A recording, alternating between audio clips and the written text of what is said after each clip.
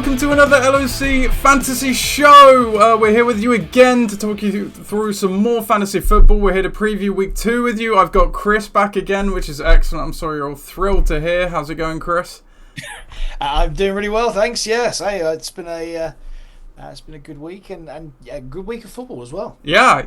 Week 1 was excellent. Obviously, you weren't able to unfortunately join the recap show on Monday, but or Tuesday was. But I had a great time going back through that myself. It was generally a good week 1. It's obviously great to have the NFL back as well, isn't it? Oh, absolutely, yeah. Absolutely. So it's funny when you're here and you've had it for a week, so it feels as though it hasn't ever been away, even though it's obviously been several months. So you know what, it's great to be part of it and be looking ahead to what I'm sure will be a good slate of games this week. Yes, definitely. So without further ado, we will get to those, but we first have a game to recap. Here we go.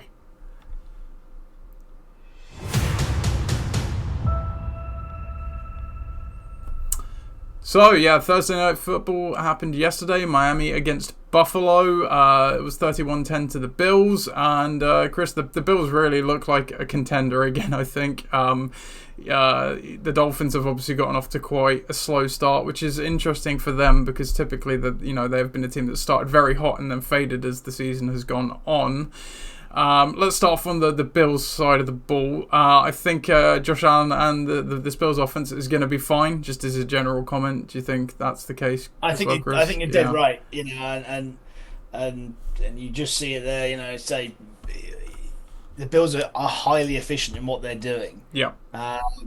Say you look at the score. Obviously, it's a significant score, 31-10 win. But similarly, Bills total yards 247 yards, and when you consider that versus Dolphins 351, it doesn't matter really in real life. Obviously, it's unbelievable how Allen can go for a touchdown, and Cook can go for 3, to then come out of the game with that sort of scoreline with that level of yardage. From a fantasy perspective, clearly Cook's had a great day, and it's still a salvageable day for the Dolphins. Anyone who's got any Dolphins on their team, but not the ideal situation to find yourself in. Especially if you're the Dolphins in real life, you'd expect to see a bit more production, touchdown production, that is, from that level of yardage. Yeah, definitely. I mean, let's go back to the Bills quickly because I think it's cut and dry. I think it's quite clear that Allen is going to be able to be one of these quarterbacks that can operate without necessarily a great deal of talent around him, like Brady's have done in the past and other great quarterbacks. So on their side of the ball, it's fine. You're right. James Cook had a phenomenal day as well. We obviously won't have those days every week because Allen does love to take production away, but very good. The supporting cast was a little quiet for the Bills. Shakir and Kincaid didn't do too much, but again, as you said very accurately, Chris, it was just low volume. Allen only threw 19 passes and he completed 13 on the day for 140 yards. So when that is the number it is, there's not a lot to go around. So there's going to be days where he throws a lot more and those guys are a lot more involved. They're not going to walk away with the game like they did against Miami. This game felt like it was done by the end of the third quarter practically because the Bills had just run away with it and then Tua got injured. We'll come back to that in a bit. Yeah. So on days like that, the skill positions outside of Cook aren't going to do a lot for Buffalo, but I think better days are ahead for those guys. And you hit the nail on the head with Miami. I don't know what it is. Just watching them, they seem that they're really out of sync at the moment. They just don't seem their normal crisp, lightning selves. There was a period just before halftime where they had a 2-minute drill, and the play calling was just bizarre. There was absolutely no hustle at all. Then after halftime, Tua had an awful interception where he was just trying to throw the ball away, throw it out of bounds. He underthrows it, it gets picked off for a touchdown. So it's just it's very odd at the moment, and they're not getting a lot really behind Hill and Waddle in the pass game either. There was a throw in the first half by Tua again where it was right on the receiver. I can't remember his name. He was one of the supporting guys, but it literally bounced off his shoulder pads and it got picked off. There was another pick of Tua's where he threw the ball. It was a miscommunication to again another backup receiver. It might have been Robbie Chosen, and he turned it into a hook instead of doing a go. It looked like, and then again Tua just overthrew it and it got picked off. So something's not right there. And even worse, obviously referencing it, Tua's now injured as well. We obviously hope that he'll be better and soon back sooner rather than later. It's another concussion. It has been reported, and obviously he's had a history of concussions. Chris, he's obviously got the mini bye now because Thursday night game you have 10 days till the next Sunday. But obviously with guys that have a history of concussions, it can sometimes take a bit longer. So we'll obviously come back to the outlook of that on next week's show, probably, but one wonders how much time he'll miss, and yeah, that's obviously spells bad news for this Miami backfield. But that being said, Achane looked really good, I think, Chris. Yeah, absolutely. Yeah. And I think with him now, especially from a fantasy perspective, but it's obviously clear in the real life team as well. 22 carries, 96 yards. He is the bell cow there. Yeah. Yes, with Tua going down. It's less than ideal from the passing game. However, saying that, Sky Thompson comes in, doesn't do too bad. The stats look a lot better, I'll be honest, Chris. Yeah. Watching the game live. Watching the game live, not too bad. But, ultimately, 80 yards in the fourth quarter. That was peak garbage time, though. All the backups were in at that point. But take your point. So, and Mike McDaniel has come out and said that he's going to be the guy, allegedly. Yeah, so it should be. I mean, so is anybody else? Well, I was going to ask you a question. Do they maybe try? I mean, we don't know how long Tua is going to be out. It's a concussion. It's a hard one to know. But do they maybe take a look at Tannehill reunion? No, surely not. Surely you don't go back there. With an offensive system as well versed as they need to be in that Mike McDaniel system, I think that if you've got a backup who's been there in it and done it, I don't think that you can take that risk of bringing someone new and fresh into it.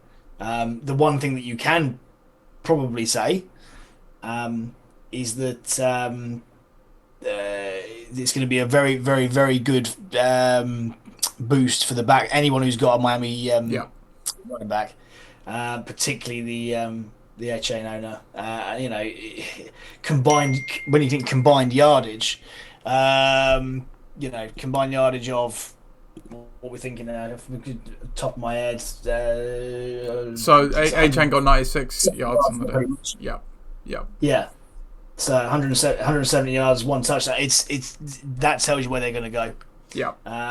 So yeah, bad news for any Waddle and Hill owners. Very good news for Achane owners. But we'll have to see, and it all depends if they can stay in games now, and their defense can do that.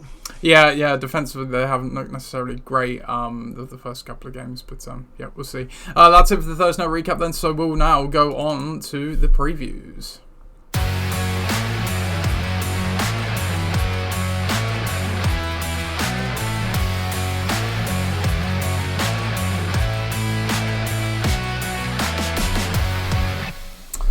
Okay, so we'll fold in any news this week into the previews as opposed to doing it as a standalone, and we'll also be dropping in our Kings and Peasants as we go today, Chris, so we'll summarise those at the end.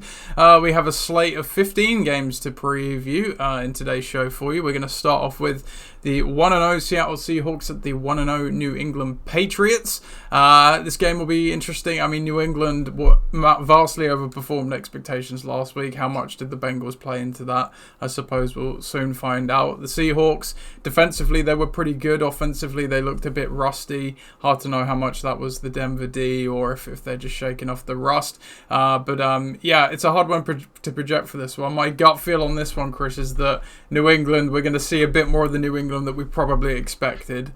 And Seattle potentially going to shake off a bit more of the rust.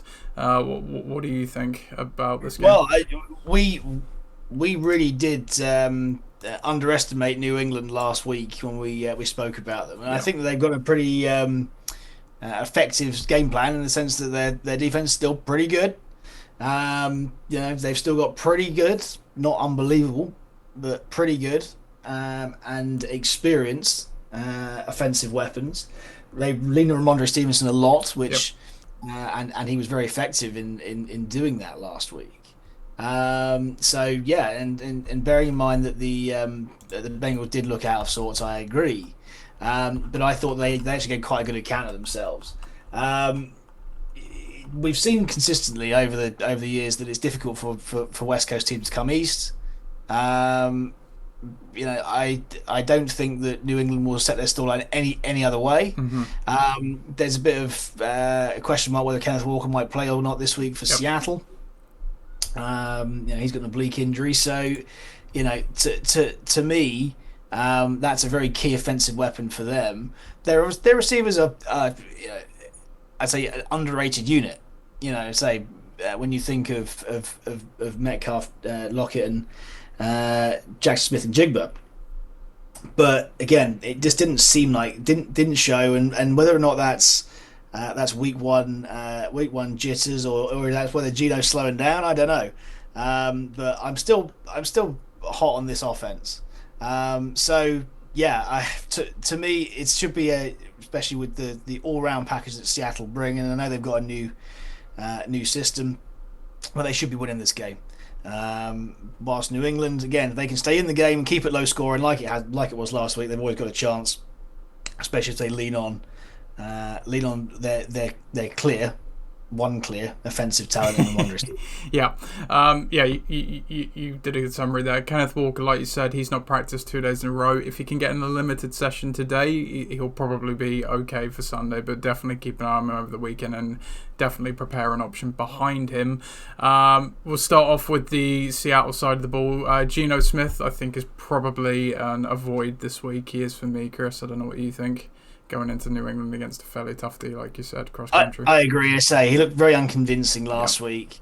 We've seen that last season where he had mighty games, but then fell away and they relied on the running game a bit. So I think that this week is definitely one of those question mark games, especially going from west to east, where I think it's right to fade him. Yeah, and so much so he is, in fact, my peasant quarterback of the week. So, yeah, you're on the peasant team this week, Gino. Running back wise, if Kenneth Walker's there, definitely play him.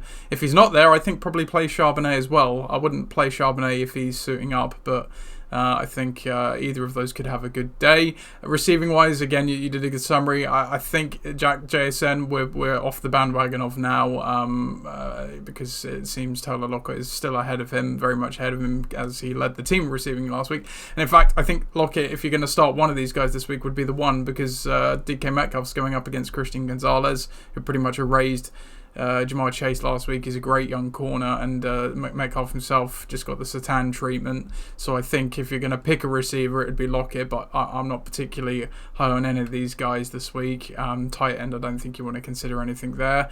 All agreed there with Seattle, Chris? Yeah, I think so. I think that's. Yeah, I can't. I see it. I see a streaky win, a pretty low scoring, ugly game. Definitely to be honest. agreed. On the New England side, for me, again, you said it. Stevenson really is the only guy you should be interested in.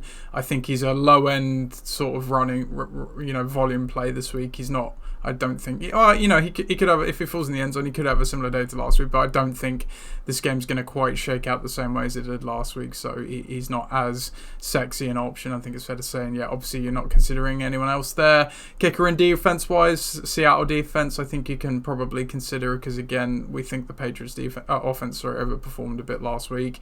Maybe even the Patriots defense because they're a good unit. Yeah, as you said, cross country and Seattle were a bit rusty on O last week too.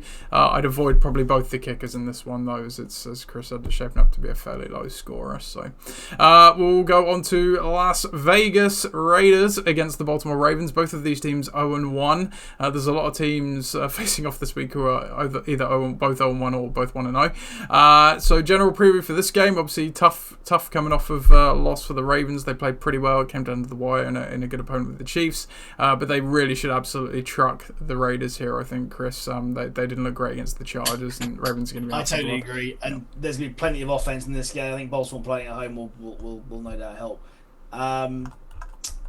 Lamar for me, I think that he could be one of the more frustrating fantasy QBs especially, because say he had obviously excellent fantasy week 1 against the Chiefs, but then he comes in this week and it's whether or not he can maintain that rushing yardage that he had against the Chiefs. So 120 yards or so, and it's to me that's where the value for him has always been. And with Derrick Henry coming in this year, he won't be necessarily at the goal line as much, and we know what Derrick Henry's capable of. But as a 30-year-old back who's been used a lot in Tennessee over the last few years, it's definitely a space for Lamar to be able to exploit that that ability to be able to rush.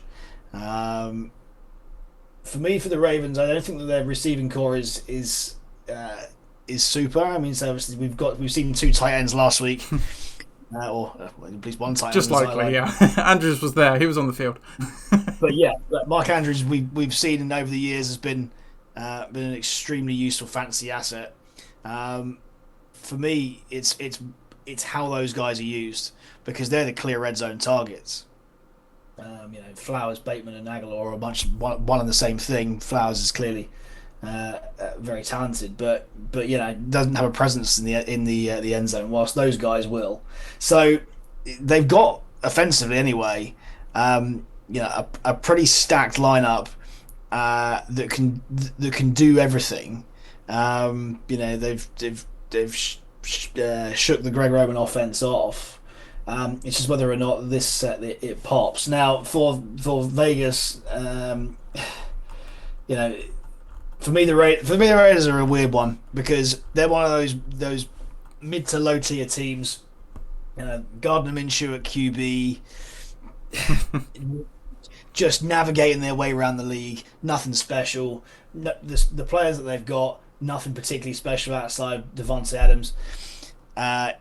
Brock Bowers is emerging, but difficult to know whether or not he will be the absolute real deal in that offense. He certainly looks that way, or trending in that direction after week 1. But you're right. It's for fantasy purposes, it's pretty muddled. You look at Zamir White, who was drafted pretty early in certain drafts, having his production taken away almost instantly by Alexander Mattison. Yep. And I think that's going to be a source of frustration for those owners. Yeah. Throughout the year. White's value was all based on him getting all of the volume. If Mattison's working, absolutely, neither of them have much value for me. It doesn't seem like that's the case. Quite right. Devontae has clear value, but probably not as your wide receiver 1 this year. And Brock Bowers, who is my king tight end this week. There we go. We got a king. I know. He's there. Say from a perspective that we don't tend to come from a great deal, which is a PPR perspective. He was absolutely fantastic, and I think will be a safety net throughout the year for Minshew, or whoever it is that's going to quarterback the Raiders as the season progresses. But he does look like a bit of an absolute specimen, and it's a shame that he's not on a better offense. I think that he'd be able to show a bit more what he's about. But he's one of those guys that you can hang your hat on to have volume in PPR, I think, throughout the course of the year. Sure. We've got a few Kings and Peasants in this game. In fact, we'll go back to what Milo said. Jackson is fine. Derrick Henry, you'll be hoping he has a good day today. If he doesn't, you might be a bit worried, but he's an obvious start in this one. Zay Flowers, if you've got him, start him. Don't expect the world. I'm going with Mark Andrews as my king of the week as well. Whoa! So we've got a king off here, basically. Because, he had the very quiet week 1. He was getting double teamed. It was likely his big day. I think they're going to... It's not a squeaky wheel necessarily, but they're going to make a point of getting him a bit more involved here, I think. So he's the king for me. Obviously, you can play the Ravens D as well. In fact, Chris, I believe the Ravens D are your king of the week. Yes, certainly are. Yeah. So there you go. There's another king. Lots of kings in this game. But I'm actually picking Justin Tucker as my peasant kicker of the week. because I think they're similar to your pick of Evan McPherson last week. I think they're just going to absolutely roll the Raiders and just run in loads of touchdowns. So I don't see him being too involved. That's pretty much it for the Ravens side of the ball. Likely, I think you can try him out there if you're in a tight end league and double down on maybe him having a reasonable game. But don't expect, obviously, what he did last week. Well, it doesn't often strike twice, especially with tight ends. No, I think on the Raiders side of the board, obviously you're not really considering. You can play Devontae Adams. Just again, don't expect necessarily a big day. Brock Bowers, if you're in a tight end league, like you said, like Chris said, I think you can definitely play him. And you, Chris, are choosing Zamir White for your peasant running back of the week. So certainly, I agree. He's an obvious bench. Sorry, go on, Chris. Yeah, that worrying lack of backfield superiority. Yeah, it just does it for me, Nath. Yeah. It's not good. Yeah. So that's that one. We'll go on to Cleveland at Jacksonville. Both these teams 0-1 as well, slightly further down the coast there on the eastern seaboard. So as a general preview for this one, obviously Cleveland got absolutely pounded last week by the Cowboys, so they'll be looking to bounce back. Jacksonville gave Miami a pretty good game by all things considered.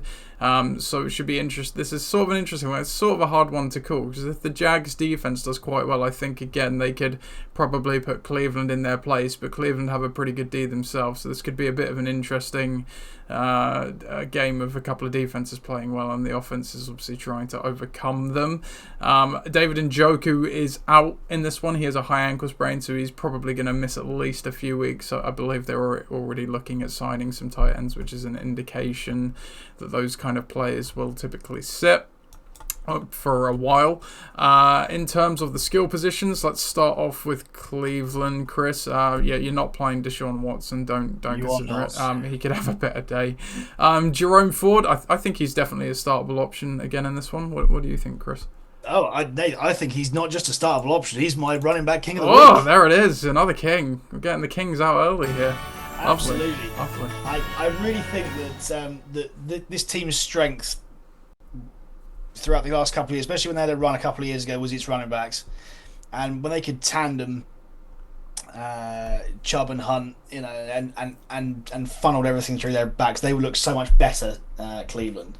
So whether or not they resort to type, especially after last week's horror show against the Cowboys, and go through Jerome Ford an awful lot more, I think that would be a sensible move. You say even despite the loss, he didn't do too badly, and I think that does eliminate, especially with Watson's struggles, and this may change if they happen to bench Watson, which is unlikely, bearing in mind the amount of money they've spent and bring in Jameis Winston. But I think there's very limited appeal for certainly for Amari Cooper, as you say, down there in Jacksonville with against a decent defense, and Jerry Jeudy.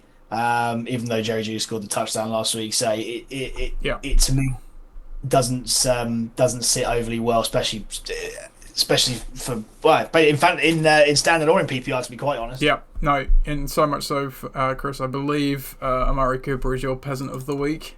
Unfortunately, he is this week. So he's a good player, just not in this offense. Yeah, not in this offense, and when he faces a tough corner as well without a great QB, it's tough to overcome. So it's pretty much forward or bust this week. Don't look at the kicker Dustin Hopkins or the defense.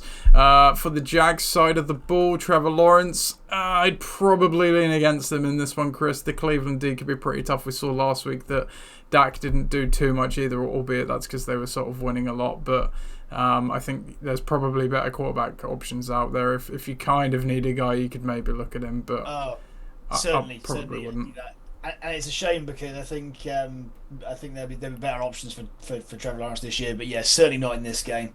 And I'd say that as a result of that, you have to fade a lot of the offense because, say, ETN doesn't have an unbelievable amount of standalone value in that. I mean, say he's clearly an excellent player, and in real life, excellent player, but I think a streaky one this week. And say Brian Thomas looked like a very interesting option as the season progresses, but neither Christian Kirk or Gabe Davis lit the world on fire. No. So I think it's probably safe to say we're fading all of the offenses in that game. Pretty much, yeah. Straightforward.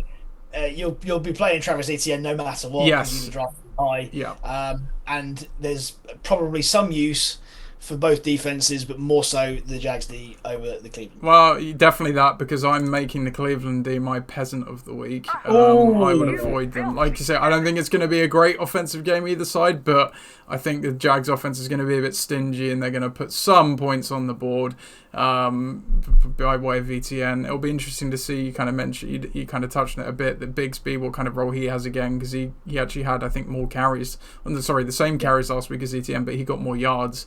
But like you say, ETN's still seeming the goal line guy. And the receivers, it's very hard to pick a single one. They all had some production last week. Thomas got the touchdown, like you say. So again, any one of them could pop up, but it's still a bit too early to see how this receiving core is going to shake out. And it's a pretty tough secondary for the Browns as well.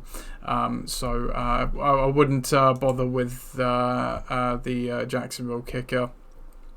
Cam Little, possibly an option, but not the greatest. And again, the Jags defense, I think it's a reasonable option, just with how bad the Texans were last week. Yeah. But it doesn't get me massively excited, as I think they just looked a bit worse because of the Dallas defense. I think, sorry, Chris, I missed it as well. Your king, you picked the Ravens D as your king of the week. So in the last game, just to tie that one in a bow as well. We'll go on to our next game then, which is the 0-1 New York Jets against the 0-1 Tennessee Titans.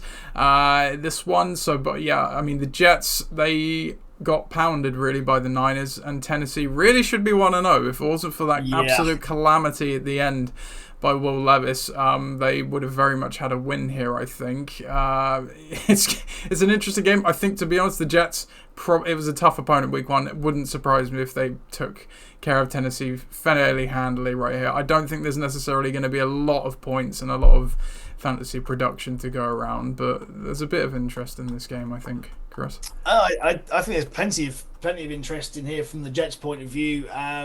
You're right. Going cross country to San Francisco first game of the season, not ideal, but I think Aaron Rodgers still has plenty to prove. Coming back off his injury, and playing at home for the first time since that injury. This one's in Tennessee, so it's okay. It's fine. You're fine, but he's a bit closer to home, so slightly closer to home. So he's not as close to home as I thought he was. So not having not played at home yet, it's difficult to know. But no, in Tennessee again, I think that Hall Wilson, Alan Lazard had some value last week. It was all touchdown value, but value nevertheless. Yeah. So as an offense, it's an interesting offense for me from a fantasy perspective. From a Tennessee point of view, yes, Will Levis did cost them the game last week. So they had Chicago where they wanted them, and then it all fell apart. Was that from a real all-round stellar performance? Not especially, but I think Tony Pollard's got the value in there. Mm-hmm. I think he got 16 carries to Spears' 4. That they have come out and sort of said we need to even that up a bit, but. I mean, I kind of said it on the recap show. If he's pounding the rock well, because let's not forget, he was the starter in Dallas for a reason. He was coming off a pretty major injury last year, which is why he didn't look so good. Spears is quite athletic, but he's still quite young and unproven. If he's running well, I don't see why they don't stick with it, to be quite honest. No, I don't see that. I think experience counts for a lot. The problem is with him is that game script could go against them, especially if, with the Jets D the way it is, and especially the secondary. I think that Levis is going to have a tough day against those guys. Yeah. So that's my only question mark. I think Ridley and Hopkins and Okonkwo as a tight end. I see this week them being faded a lot. In the wake of what we saw last week from Levis. But one thing you can say is that he has got an arm, and once it does connect, then you expect them to be playing from behind. Yeah. then there's a opportunity there. So yeah, I think this is going to be a relatively evenly matched game from a fantasy perspective, but I think the Jets will win in real life quite comfortably. Yeah, definitely. I think Pollard's probably the only start really for the Titans. You could maybe roll out Okonkwo there if you needed time. Yeah, but Ridley is just going to get Sauce Gardner this week, and then Hopkins I think showed that he's not all the way back from his injury, so not much value there. Avoid Folk as well, kicker, and then obviously don't play the Titans D either. For the Jets, like you said, Rodgers, I don't think he's really in streaming consideration here. We've got to see him get a bit more back. Breece Hall was a de facto start, as is Garrett Wilson, and again, I wouldn't start any other receivers for the Jets beyond that. Probably wouldn't. You could, actually no, I think you could look at Zerline as the kicker. I don't think that's a terrible option for this week. And the Jets defense, you're obviously playing them if you've got them as well. Absolutely right. I think there's a value to Lazard. There's a slight value to Lazard. They bring Mike Williams back from injury. Yeah, that's a good point. Lazard's got some value there. No, he's going to be very, very, very small amount of value for a very short period of time. Yeah, but Rodgers loves his guys though, as we've seen with Randall Cobb through the years. He has significant touchdown values we saw last week. Yeah.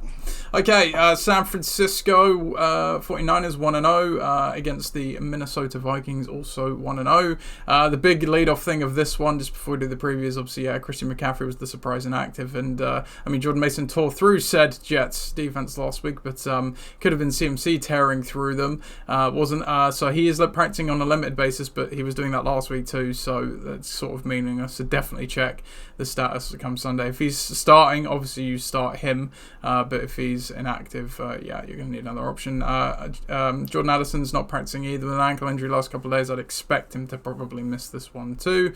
From a general game preview, obviously Minnesota took care of the Giants fairly handedly in week 1. Again, I'm not so sure how much we can read into that, whether the Giants were just really bad opposition or if this Minnesota team were good. The Niners look a good measure. It's going to be sort of an interesting test, I think, for both sides here, Chris. I totally agree. I think this is the same with San Francisco having the most established offense in the league. It's unsurprising that they come out the traps pretty well. There's talent everywhere on that team. And again, from what we're talking about from a fantasy perspective, completely, you're going to want to start a lot of these guys this week. I think you could probably say all of them are starts. I think Purdy's in streaming conversation. He was nearly going to be my king quarterback of the week. Whatever of Mason and McCaffrey plays, you play them. And again, Samuel Ayuk and Kittle, I think you roll them all out. Then, as we say, they're not all going to hit necessarily every week, but. I completely agree. Yeah, I think they're all good options this week. Kicker and defense as well. I think definitely. You would say all around. I think from a San Francisco point of view, you've got to hit where the strike with the iron's hot. Yep. From the Vikings point of view, I totally agree. I think the quarterbacks, as we talked about last week, Sam Darnold's going to be the biggest issue here. I think they're going to go after him in a big way. Say nothing at all special. I think there's a potential that they get stifled completely. Mm-hmm. Despite the obvious talent on the team, you think of Aaron Jones, Justin Jefferson, Jordan Addison, absolutely nailed on talent, but it's whether they can come together and do it against this team. And I'm not convinced about that this week, so I would fake all of those guys. And say no tight end of any worth, and the same with defense. Kicker maybe. Well, Rijkaard, do you think? I don't know. I don't like going for kickers on teams I think that are going to be losing, because you can just get game scripted away. Yeah.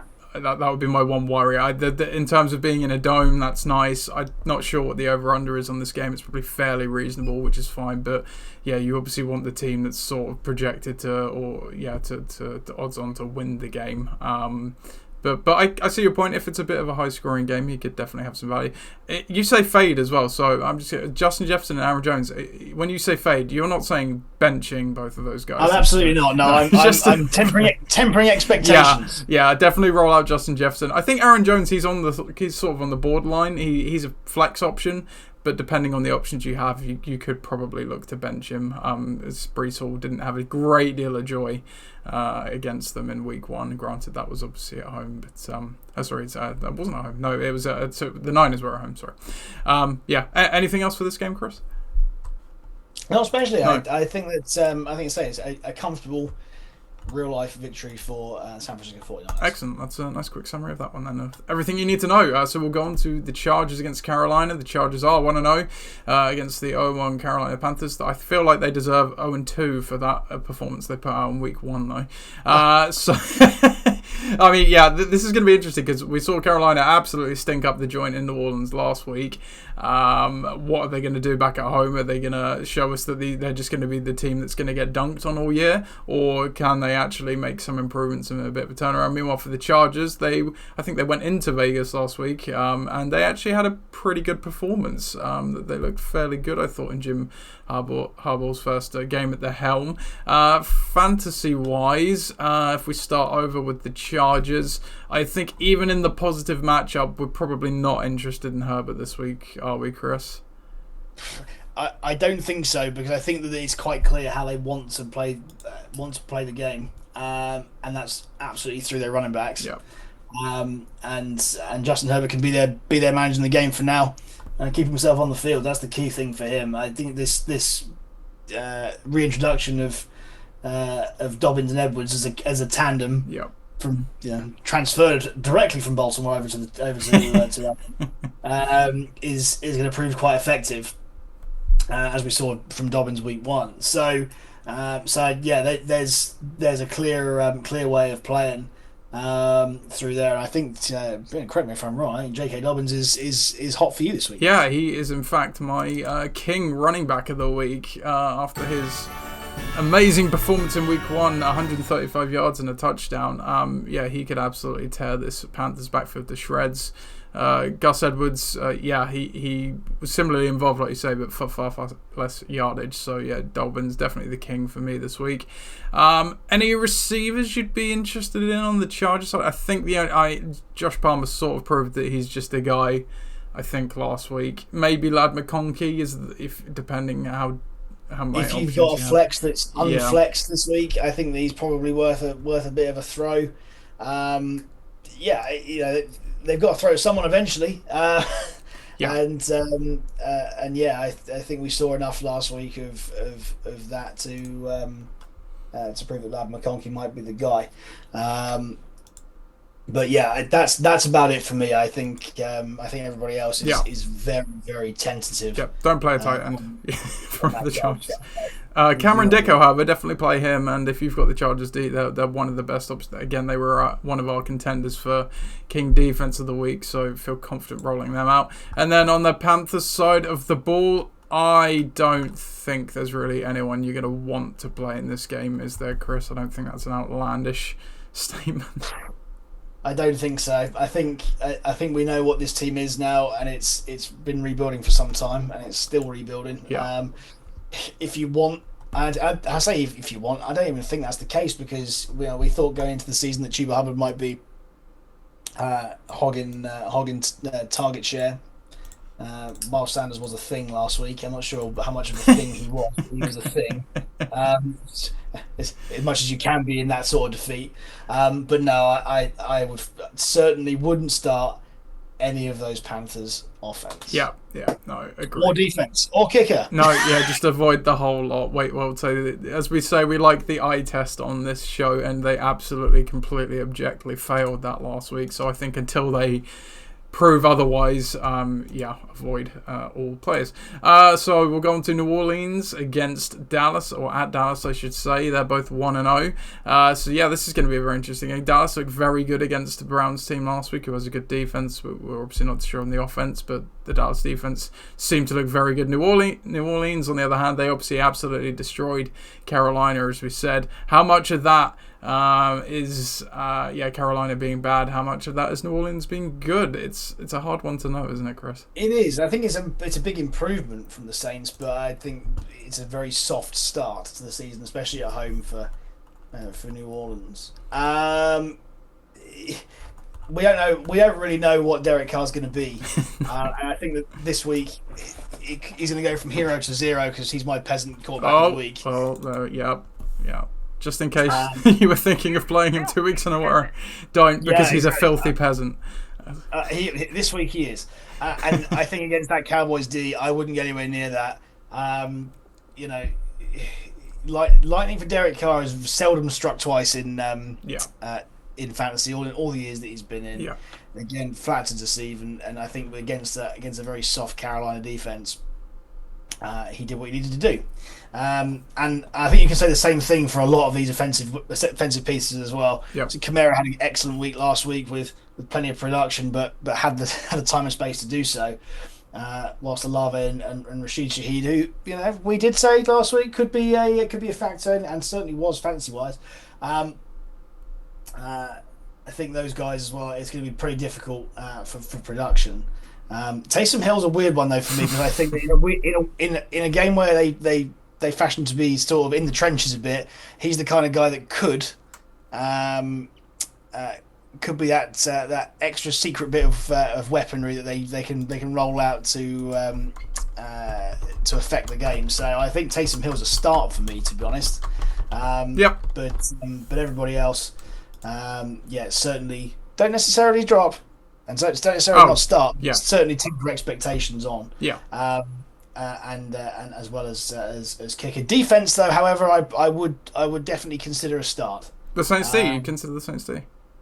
I consider, but I think there's better options out there. Yeah. I didn't think that Dak looked overly good, and obviously Cleveland bottled him up a bit last week, but they were able to run a little bit, so that's why. But as for the Cowboys, and I think before we go to the Cowboys, I think did you want to mention the Chris Olave? Yeah, absolutely. Yeah. Thank you, Chris, for remembering. Yes, he is my peasant receiver of the week. I'm just going to follow Trevon Diggs around it feels like. Because he erased Amari Cooper as I predicted last week, and I think he could very much do so again. I think Kamara, you're probably still flexing him.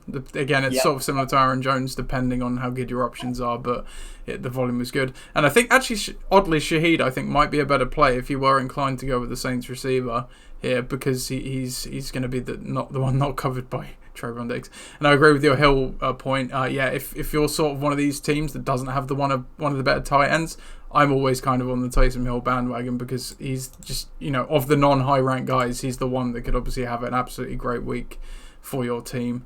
I'll leave you to go over to the Cowboys side of the ball then, Chris. Thank you. And say I think the week one Cowboys, were certainly better than we thought, but I think we're definitely flattered by the poor play of Cleveland and their absolutely rock solid defense, who again have turned up for them. And we've seen teams year on year, be very competitive on the back of a stellar defense.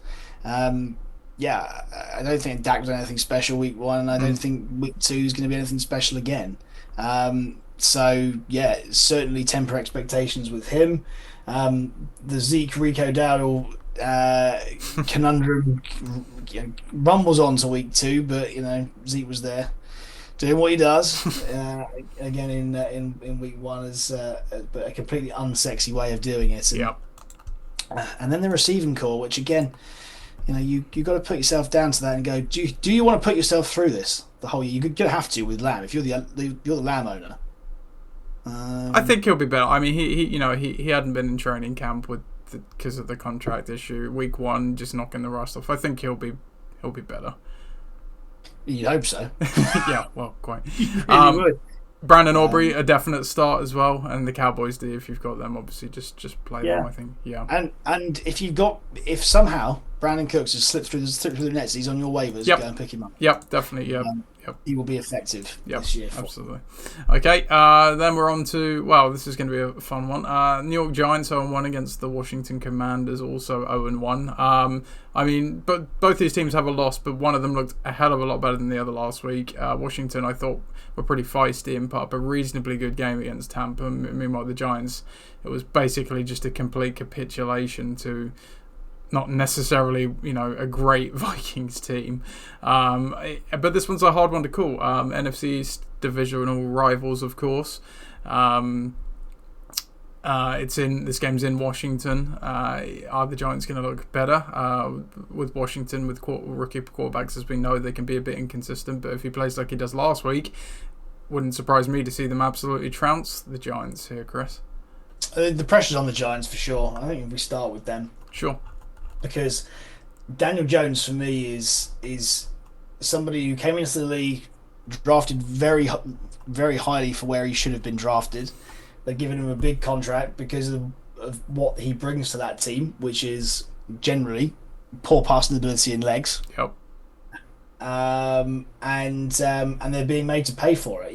So this is a succession of bad decisions, I think, from the Giants organization. Yep. And this is what's kind of coming home to roost a little bit for them. To me, they don't have a fancy-wise a functional offense. No. Are you playing Devin Singletary? You're hoping that he falls across the goal line.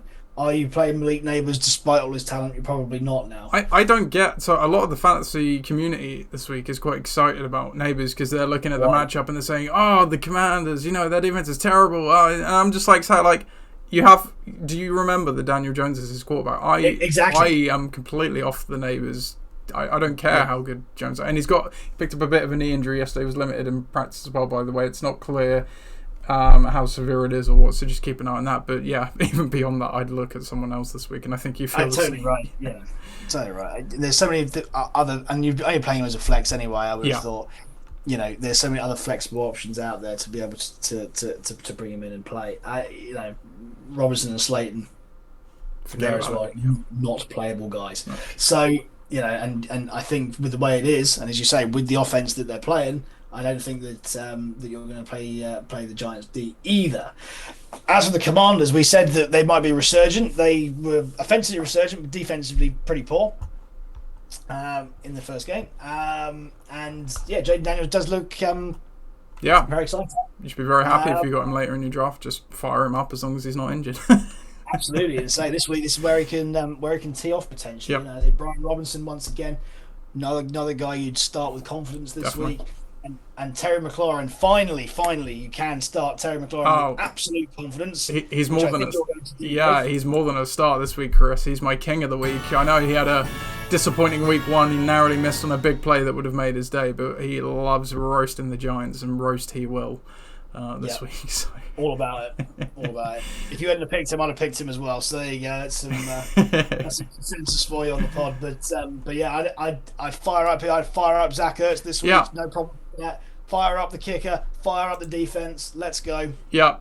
Play them all. And to give the kicker name, let me take a look here. Austin Sieber is the Washington kicker if you are looking to play him, but the defense as well. And going back to the kickers, Chris, you, I believe, are wanting everybody to avoid Graham Gano this week as your peasant kicker of the week. Absolutely right. Yeah, so leave the best till last there. I think there's going to be very few opportunities this week for the Giants because if there's a team that could produce very little and just get blasted out again, it's going to be them. Yeah, for sure.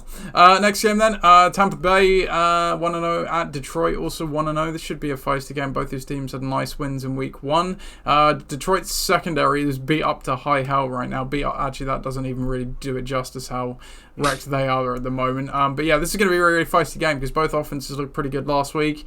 Defensively, I think Detroit probably the better side, so it could be a case, I think, where Detroit maybe have the lead, but I think Tampa can still make this game interesting. So yeah, it's going to be a feisty one, I think. Chris, anything to add, or you can go straight into the breakdowns fantasy-wise if you want? So the one thing that I must mention to everybody out there is that I am Dan Campbell's biggest fan. I absolutely love Dan Campbell. He is the man. And to me, the make of a good coach when there's guys on your team that want to play for you. Yeah. You change the mentality, change the mindset, and that is absolutely what he's done over the last few years with Detroit.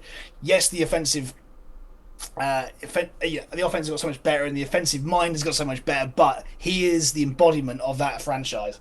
And I think that that Dan Campbell needs the US equivalent of a knighthood. That's what he gets to be. But anyway, I digress. Jared Goff's a great start this week. I think, as you say, this is going to be. If there's one game that could be a bit of a boat race this week, it's going to be this one. Yep. And Jared Goff's going to be to the centre of it. He is, in fact, your king of the week, isn't he, Chris? A quarterback. He is confirmed my King of the Week at Yes. quarterback. That's why I'm getting so excited about it. So yeah, King Goff and Sir Dan. We're going there. So absolutely start off with confidence because I am. Yeah. Agreed. The Gibson Montgomery combo. It's as we mentioned last week. I do think that this offense can maintain 2 fantasy relevant running backs, and that's exactly what happened. It is. I think it's a bit more of an interesting one this week because where the Tampa Bay secondary is so beat up and they've obviously got a pretty good front line with Vita Vea in the middle. I think it's going to be a little harder for them to run on up. Like you're playing them both still. I think it's similar to what you kind of said with some other guys. Just temper expectations a bit, but you're still playing them both. Yeah, they're going to get down the field. There's going to be opportunities at the goal line. There's no doubt about that this week. So I think if you're the Montgomery owner, you're probably feeling pretty good about that. Mm-hmm. But Gibbs as well. It's a high value talent. And then we get to receiver, and I think both Amon-Ra and Jameson Williams have value here, as well as Sam Laporta. Yep. You're going to start all of them this week because of the matchup that it is. It's going to be raining points, Chris. It's going to be absolutely raining points. It's going to be chaos. Yeah. Start Detroit with confidence, except and kicker, but not the defense. Do not start the Detroit. No. Yeah, and the kicker's name, just to tie that off, is Jake Bates. But I think didn't they? Yeah. Yes, I think Or did they sign? So check who the Detroit kicker is. If it might be Jake Bates, it might be someone else. But play him, whoever he is. Who is doing it? Yeah. Yeah. Sam Laporta, you're obviously playing as well. Hopefully he'll bounce back. On the Tampa side of the board, Baker obviously had a really good week 1. I'm not necessarily sure I'd go running straight back to him in this one. But he's an option there if you do need to stream. Rashad White, on the other hand, I think I'm going to make him my peasant running back of the week because Bucky Irving looked pretty good. He was very efficient. Yep. Rashad White had, I believe, 15 carries for 31 rush yards. That is pretty putrid. He is a lot better at receiving and, as we know, dominates the receiving work. But if he has much more efficiency outings like that, he's going to lose a lot of his value, I think. So against a fairly good Detroit defense as well, that's why he's my peasant of the week. Evans and Godwin, I think you can play both of those as well, Chris. I'll probably avoid any of the tight ends there. And then again, Chase McLaughlin, I think you can definitely play him in this one, as the line should be quite high. I wouldn't play the Bucs defense though. And that's probably it for this game. So we'll go on to Indianapolis, 0-1. The Colts get at Green Bay, also 0-1. The big talking point of this one is it's obviously Jordan Love. What's the guy? I've forgotten the Green Bay coach's name. Matt LaFleur. He somewhat on Thursday perplexingly said, "Oh, I'm not closing the door on Jordan Love this week. There is no door to close, to be quite honest. It's just a brick wall. He is not playing. So it will be Malik Willis there. It's probably going to be a car crash. You, as a Tennessee fan, have experienced Malik Willis. Fortunately for yourself, not too much. It's not going to be good. Indianapolis are pretty good against Houston week 1, lost a close game. Unless Green Bay can make this a real old school, just really run the ball a lot game, I think it's going to be quite a bad game for Green Bay. Let's start on Green Bay's side of the ball because I think it's going to be cut and dry. I'm not actually worried about Josh Jacobs, to be honest, because I think because whatever you lose in sort of the high scoring good offense upside, I think he sort of gains in volume and then having to rely on him. So it sounds like you think the same, Chris. I do. Yeah, and with the receivers, I know Jaden Reed had a really great week 1. He was actually the League of Champions candidate for week 1, Chris, this week. I think, even despite that, I don't want to touch an offense that's got Malik Willis passing, not for the receivers or tight ends anyway. Don't want that. And equally, the kicker and defense, just don't touch them here. I think it's quite cut and dry. And then for the Colts, again, you're obviously starting Anthony Richardson and Jonathan Taylor. Yeah, no, you certainly are. Anthony Richardson you're going to be on a wild ride with him this year because there's going to be times where you're going to look at your fantasy screen down at your points on your phone or your laptop or whatever it might be, and go, what is this game? And then he does what he does at the weekend, which is just throw 2 bombs, and that's your day. And he is. Yeah, he's clearly a physical freak that looks like Cam Newton, runs like Cam Newton, and for all intents and purposes could very well be Cam Newton in disguise. Just in the 2020s. Yep.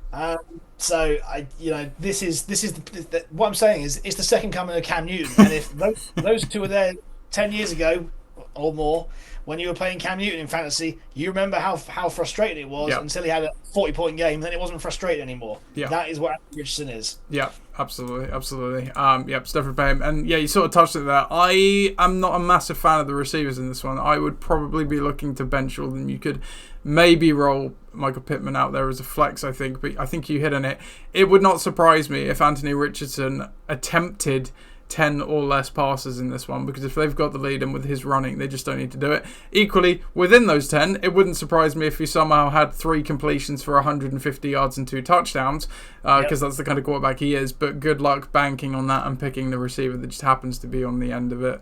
And obviously no tight ends. Kicker, I don't.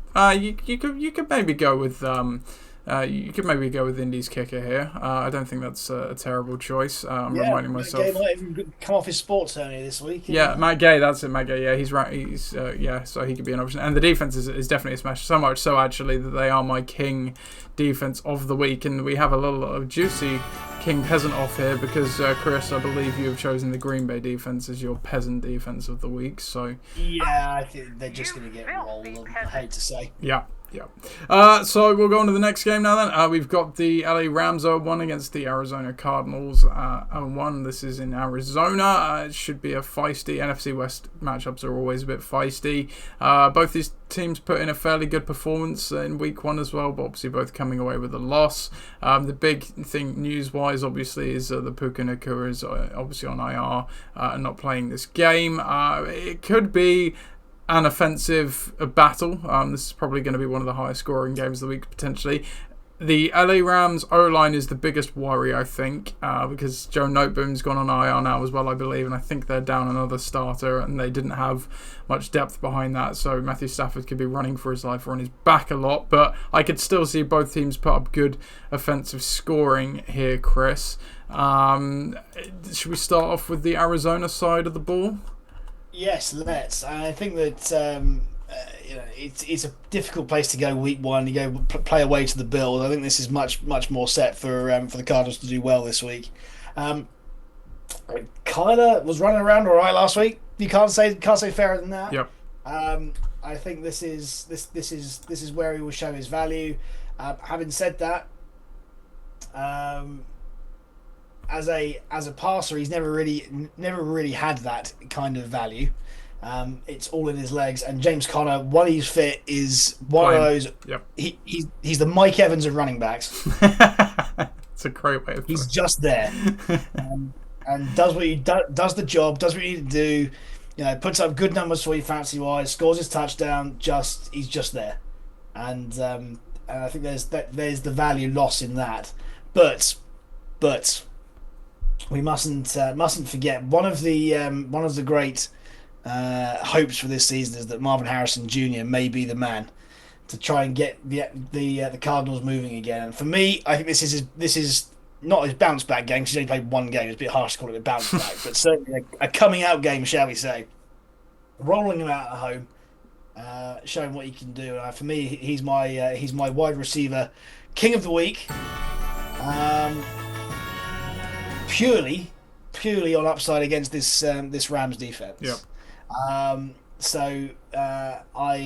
really like Murray, but you could also Dortch and Wilson there. I think probably on the verge of being flexible, but very sketchy flex there. Probably, yeah. If you need an option. McBride's dandy though. Yeah, for sure. So again, bounce back week for him. And Prater's my king of the week, so I'm just going to drop that one in there. Get Matt Prater in lineups. And Cardinals defense, they're just not. I think even in a good matchup, they're not going to be an option. Just don't go there. No. On the LA Rams side of the ball, Matt Stafford is also my king of the week at quarterback. The O-line does concern me a little bit, as I said, but I think, like I said, it's just to be a fairly high-scoring game. He's still got Cooper Kupp. I think DeMarcus Robinson and the gaggle of other receivers there as well are good enough, and obviously Kyren Williams as a receiving back to allow him to play well still, Chris. Kyren Williams is an obvious... I mean, it's quite cut and dry for the round. Start Kyren, start Cooper. DeMarcus Robinson, again, similar to what you were saying with the Cardinals ones. I think you can flex DeMarcus Robinson in this one. Yep. We saw Tutu Atwell come in last season, much to your chagrin, as you think he was the most bang average receiver ever, which I didn't disagree with, but he did me a service in our league record for a bit. So DeMarcus Robinson is the new Tutu Atwell, even though Tutu Atwell is still on the team there. But hey, Kobe Parkinson did get a fair amount of targets. I'm not really too high on it, but you know, if you're really desperate for tight end, I think you could look at him. And you can also play the Rams kicker this week as well. It's in a dome. It should be a high line. Joshua Carty. Don't play the Rams defense. Those, again, they're not the best of units nowadays with Aaron Donald retiring. So we'll go on to our next game then, a few more, and then we're over with the previews. We've got Pittsburgh, 1-0 Pittsburgh at Denver. Here 0-1. Pittsburgh obviously hoping to score their first touchdown of the season after Arthur Smith said that they chose to not attack the middle of the field because of Jesse Bates last week. That's kind of probably why they didn't score any touchdowns. But they did win the game on 6 Chris Boswell field goals, as we know. Hero. Yeah, hero, absolutely hero. We love a kicker here on the LOC Fantasy Show. With Denver, yeah, I mean it's a fairly easy matchup, you would say, from Pittsburgh perspective. This one is in Mile High. They lost to the Seahawks last week. I didn't think they played terribly, Denver. Offensively, they weren't good though. You said it very well, and I said it on the recap show, that every single player on that offense is bang average, and when you have a lot of bang average players, it's bang average squared, and that's not good for fantasy, really. So I think let's start on the Denver side of the ball, fantasy-wise. I don't really think there's anything of interest. I wouldn't even really be terribly interested in any of the running backs. It's a tough defense, Pittsburgh as well. Oh, go nowhere near Denver this week at all. Not you can go near Denver, the city, but don't go anywhere near Denver, the Denver Broncos for fantasy purposes. For me, Bo Nix is going to get absolutely squashed by TJ Watt. Yeah, and that's the game. Is that front for the Steelers is gonna kill any offensive weaponry that they've got. So they won't be able to function correctly. Javonte and that is a hell of a name. Jaleel McLaughlin won't be able to function, and therefore, as you say, bang average square Cortland Sutton, who has been bang average square for some seasons now, won't be able to function as a receiver. So do not go anywhere near the Broncos, even on defense. Yeah. And on the Steelers side of the board, again, Najee Harris. I actually quite like Najee Harris this week, I think, because he's going to get the volume. I think they're going to be playing with the lead. They're going to try and run down the throat. And Kenneth Walker obviously just had a good day against the Denver D. But I think beyond him, I wouldn't touch Pickens because we just saw Metcalf get erased by Patrick Surtain. So based on Arthur Smith logic, he's not going to throw it onto the side of the field that Patrick Surtain is on. So... I mean, and they put the training wheels on Justin Fields a lot last week, I think, to coax that win out. But I wouldn't consider him really an option here either. However, Chris Boswell, is probably an option here in my high. Chris Boswell's an absolute option here at my. He's my king of the week. Oh, love it. Kickers. He should have been my king of the week last week for kickers as well, but it's all very well in hindsight. I think after that level of production in week 1, to then go to Denver and kick at altitude is an ideal situation to find yourself in. This team is going to go as far as field goal range a lot of the time and won't be able to go much further. So yes, roll out Chris Boswell with some sort of degree of happiness, and also roll the Steelers D out as well, because I think they're going to have a good day. Yeah, definitely.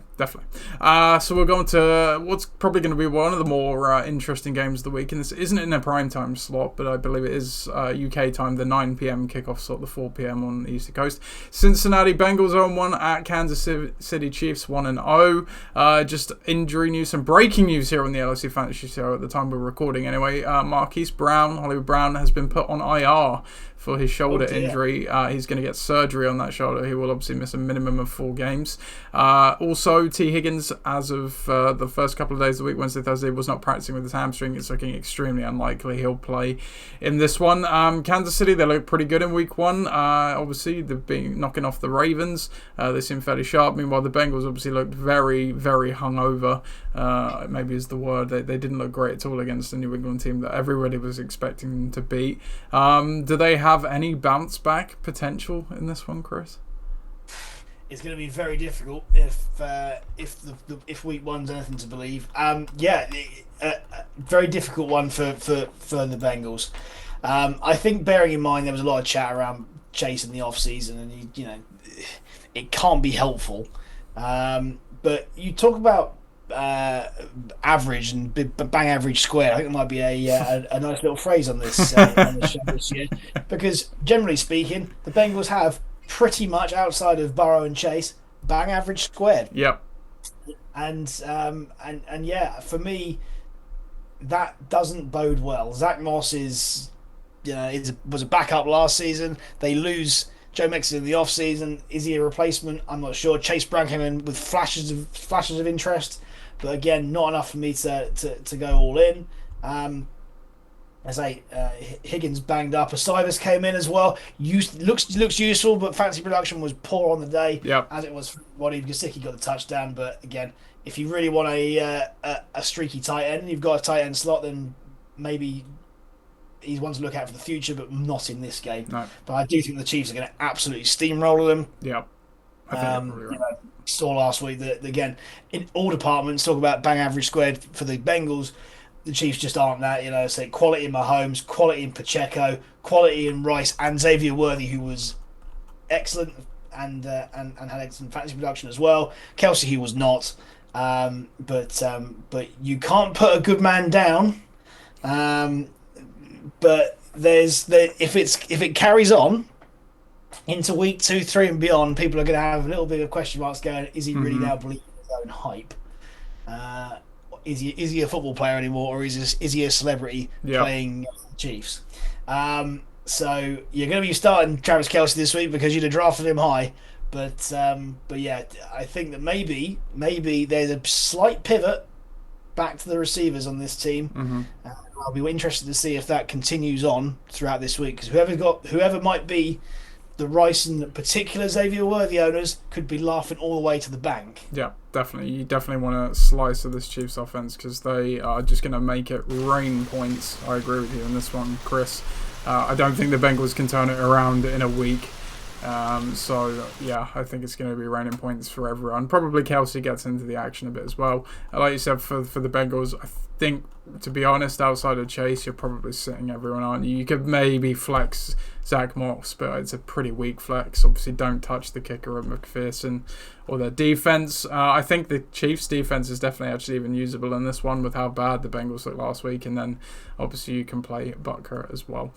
So we'll go on to the penultimate game of the previews, Sunday Night Football. It's 1-0 Chicago Bears at the 1-0 Houston Texans. News-wise, Ramadinze, obviously, he got the MRI on his knee after the game last week. He did not practice the last couple of days, so it's probably likely he's going to miss the game on Sunday. But again, just check it just to be sure. Keenan Allen also hasn't been practicing so far this week with his heel injury. Given he's a veteran, he could maybe get a limited session in on Friday and play, but definitely check that before the game.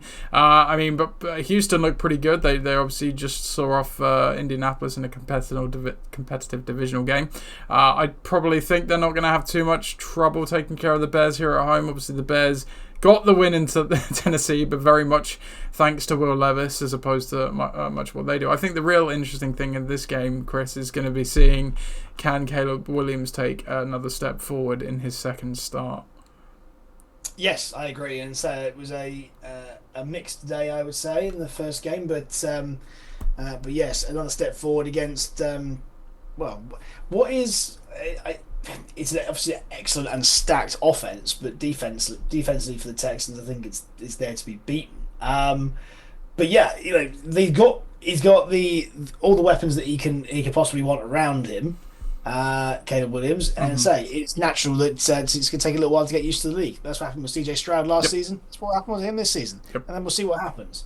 But for me, if you really have to start Caleb Williams, start him. If you don't, there are better streaming options this week. I think collectively we're on the fence about Swift. He's not a play in this one for me. I think they're probably going to be playing down in this one, losing. So and then DJ Moore and Keenan Allen. DJ Moore's a start. Allen's a flex at best, I think. Yeah, no, I think you're right. And everybody else isn't worth starting. By the way, big shout out for number 82 for the Bears, Mercedes Lewis, still going. What a guy! What a guy! What to do? And by the way, I think as players go, he's been on a few teams. He's been there for best part of I don't know. I'm going for 15 years now. He's got to be there. Oh yeah, still going. Yeah, still pushing it out as a tight end. What a dude! Definitely. Big love for that. So the Texans, CJ Stroud. You're starting CJ Stroud. You're starting CJ Stroud with confidence. I think you're just starting all of them, aren't you? You're starting him. You're starting Mixon. Yeah. Certainly starting Mixon after week 1. You're starting Collins because he looks like a freak. He's getting freakier by the year. Diggs is a useful compliment. Tankdale, useful compliment again. And you might even start Dalton Schultz this week. I don't think he practiced the last couple of days, but if he's playing, I think you can play him. Yeah, you're right. I think he's back. So if he's ready to go, I'd fire him up. Yep. But there's lots of mouths to feed in that offense all of a sudden. Yeah. But one receiving core looks very, very good. It does. One of Dell and Diggs each week is, probably not going to hit. They could all hit on a given week. I think Collins is going to be the steadier one. But yeah, I agree. Play them all here. So I'm going to jump on it could be Nico Collins for top 5 wide receivers this season. That's a hot take. I like that. All about it. You get one of the real deal. You get one of these for that. That's a good take. I like it. You get the thunderstorm jingle for that take. Whoa. Especially because he's on, as you know, Chris, my team in our League of Records, so I endorse this message. Kami Fairbairn play as well. Texans D, I think you can use, but despite how sort of not great the Bears were in week 1, Caleb was actually quite stingy. He only took 2 sacks, I think, and he didn't turn the ball over. So I think they are usable, but there's probably better D options out there. And then the last game we have for the previews, it's the 0-1 Atlanta Falcons going to the 1-0 Philadelphia Eagles in their home opener on Monday Night Football. What did you call it? Samba, Jalen Hurts. Absolutely. Yeah, in his first home game. QB. Down there in South Paulo. I mean, the big thing for this one is going to be, I think the Eagles, first of all, I think are probably going to take care of business with the Falcons here and win this one. But all eyes are really going to be on the Falcons, I think, because Kirk Cousins looked like a 36-year-old quarterback who tore his Achilles in week 1. How much is that? He just needs to knock some rust off and get back up, but get over the injury hump. Or how much of this is Kirk Cousins maybe, becoming one of these older quarterbacks and his skills are fading, Chris?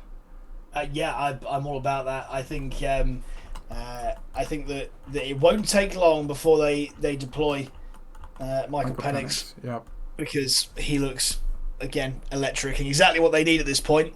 But yeah, they're going to roll with Cousins for a while because again they spent the money on him, so you've got to use him a little bit. Mm-hmm. I think you're right. I think that Philadelphia are going to clean up here. You're not starting Kirk. You are starting Bijan, obviously, for behind the sofa. It's a good way to put it. Probably. You're starting Drake London. Yeah, outside. I think you could still play him. I think there's a universe that exists where he can have a decent game and Kirk doesn't necessarily. But yeah. And I think if you're in a tight end league, you're starting Kyle Pitts as well. Well, this is the thing. If you've got an alternative, I'd maybe look at it. I know he got the touchdown in week 1 and the route participation stuff was good, but he's my peasant tight end of the week. I think you should get away from him if you can. I believe he's also your peasant tight end of the week. He is actually, yeah. So we'll roll into this one. You might be starting him, but you're going to be feeling pretty bad about that, I think. And I'm not sure the results are going to go your way. yeah, everything else on that Atlanta team just avoid. Yeah, I'd get away from Koo. I know he's a good kicker, but I just don't like the matchup here. And just not as here. you say, the defense too. Go on. Whilst the Eagles, from top to bottom, I think is one of the strongest defensive rosters in the league. Yeah, we saw Jalen absolutely managed the game really rather well. He obviously had a bit of a dodgy first quarter, but picked it up after that. But Saquon is the one. It turns out that Saquon is a really, really good player. Who knew? Nothing we didn't know already. He's just been sort of held back for some years by the Giants, but again, something we didn't already know. AJ Brown, Devonta Smith, fire him up. Dallas got it, fire him up. Yep. They're going to make it rain this week. There's going to be points over on the Eagles. Yep. If you like sacks, you're going to like the Eagles this week. Yeah, this is going to be a one-sided game, and I think that the stats fantasy will back that up. Definitely. Godet's the only one I'm not really a fan of. I just don't really like him as an option. I think you can play him if you've got him, but I don't know. I'm not that excited. Jake Elliott you can play. Yeah. If you've got him and you have to play a tight end, yeah, this is a week where you could probably start him with some degree of confidence. Sure. Also, can I say, this is going down the depth chart here a little bit, but the Eagles have a receiver called Britton Covey as well. So that's Britain as in Great Britain. So he can join the Britain 11 as well. Along with, there's a guy for the Texans, I think, as well. We mentioned last week. I think British something. Where is he? Oh, yeah, that was yeah. I remember. Where is he? Let's go. What's his name? I'm going. This is guy down there. British Brooks. He is fifth on the depth chart for Houston, but purely British. 127. Yeah. There you go. We salute you two players for plugging our podcast slightly. Absolutely. That is it for the previews, though. So hopefully that will help you with your teams this week. So just to summarise our King and Peasant teams, because Chris, you did win King and Peasants in week 1. Absolutely. I was King of the Week last week. Yeah, your Kings were much better than mine, albeit you did have Jalen Hurts and AJ Brown. I'm not gonna ding you for it, but I mean, I said you got to have a free swing to start with. My Peasants did slightly better, but it wasn't too far apart. But yeah, so just to summarise, so my Kings of the Week are Matthew Stafford, J.K. Dobbins, Terry McLaurin, Mark Andrews, Matt Prater, and the Colts D. Chris is Jared Goff, Jerome Ford, Marvin Harrison, Brock Bowers, Chris Boswell and the Ravens D. And on our Peasant team, my Peasant team is Geno Smith, Rashad White, Chris Olave, Kyle Pitts, Justin Tucker and the Cleveland defense. And Chris's is Derek Carr, Zamir White, Amari Cooper, Kyle Pitts, Graham Gano, and the Packers D. So let's see who wins week 2, Chris. So we've got one more thing to get to. Let's have a game of 20 questions.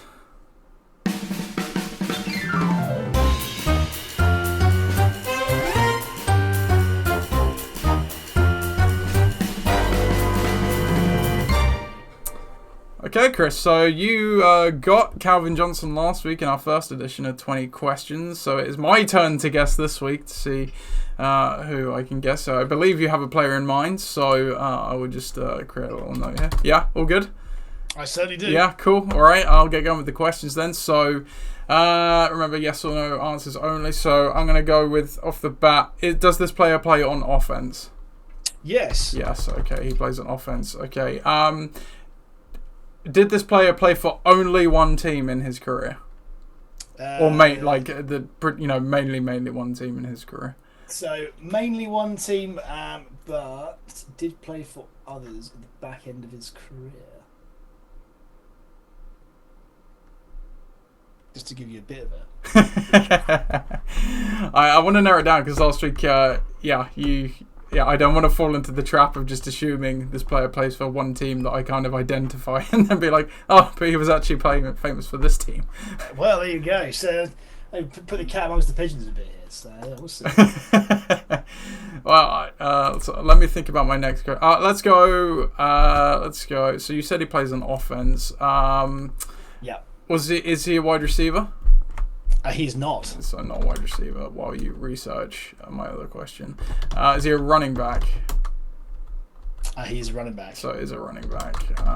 And did you determine if he played for multiple teams? He played for more than one team. Okay, he did play for multiple teams. Okay, was the team that he was most famous for in the AFC? Yes. So AFC, I believe that's 5 questions as well. That is 5 questions. Yeah, cool. So AFC, alright, I'm going to try and narrow down the division here. So did he play in the AFC East? No. West? I do play in the AFC East. What? Okay, I'll rephrase my question was the main team that he played for in the AFC East? No. And AFC West? No. Oh, not AFC West. Well, he did play in the AFC West, but not for the main team. Okay, so yeah, this is my bad on the bad phrasing of questions. Okay, was the main team that he played for in the AFC South? He was in the AFC South. Okay, so main team was AFC South. Okay, and then let's try and narrow this team down. Did he play for the Houston Texans? No. Not a Houston Texan. Was the main team the Indianapolis Colts? Main team was not the Indianapolis Colts. Was the main team the Jacksonville Jaguars? It was not. Okay. So that, by default, means his main team was the Titans. Now, you are a Titans fan, Chris, so I should have guessed this was coming, and it's taken me... I've lost count of the questions, but I think it's around 10, 11. I don't something like that. So, right, I'm going to try and go errors here. Let's go errors. So, I know how to eliminate one simply and quickly. Does this player share a birthday with you? No. So it's not Derrick Henry. Share a birthday with Chris. Did this player... I know how to eliminate it, but did this player get 2,000 yards rushing? Ooh, this player did get 2,000 yards rushing. So, got 2k yards rushing. Right, I think I know who it is. I'm just going to narrow it down one further. Did this player play for the Arizona Cardinals as well? Yes, this player did play for the Arizona Cardinals as well. Yeah. Is this player... I'm going to use my guess. Is this player CJ2K Chris Johnson? The legend himself. Cheetah Racing. Chris Johnson. Absolutely. There you go. Yeah, Chris Johnson, cool. I got one, so we are level with the 20 questions, and yeah, a good one. To be honest, I nearly picked him as the one for you to guess last week, but I thought as a Titans fan, yeah, we're going for famous fantasy players here. We're not going to go too well, not to begin with anyway. We're not going to go too deep, but I mean, yeah, what a guy. I mean, is he is the most recent player to go for 2K, or did Adrian Peterson go for... No, did Adrian Peterson got 2K at one point, didn't he? I think in the most... Did Derrick Henry go for 2K? That's a good... yeah, did Derrick Henry go for 2K? I've got the list here. There are 31 players in total that had 2K running seasons. Oh, wait. No, that's career. Yeah, 2,000 yard play. He did. Derrick Henry got 2K as well. Excuse me, Derrick Henry, of course. So, yeah, he's the most recent one. I think AP got to 2K as well. But Chris Johnson, yeah, he obviously did it as well. I think it was the 2009 season, was it? Was it the 2009 Yeah, that's right. season? Yeah, exactly. That 2009 Chris Johnson, man, that was the one. The reason why that was, I went to the States in 2008, just at the beginning of that sort of that era, I suppose. And yeah, he was there that season, that 2008-9, then 9-10, and that was exciting. That was an exciting time. You know, so we used to first of all watching the NFL for the first time, and you see a guy like that, it just gets you excited. And for a fantasy perspective, as you can see there, for such a long time, it was a very useful asset. Oh yeah, I mean he went 6 straight seasons with over a K yards. Obviously, one of those he got the 2K. Like you said, Chris, in all of those seasons, or across those seasons, he got 9, 14, 11, 4, 6, 6 touchdowns. So I think 2011 was the worst one. He went for 1,000 and only 4 touchdowns. He did play in all 16 games in that one, but he got 418 receiving yards, so still wasn't terrible. But outside of that, like you say, Chris, just an absolute stud for fantasy.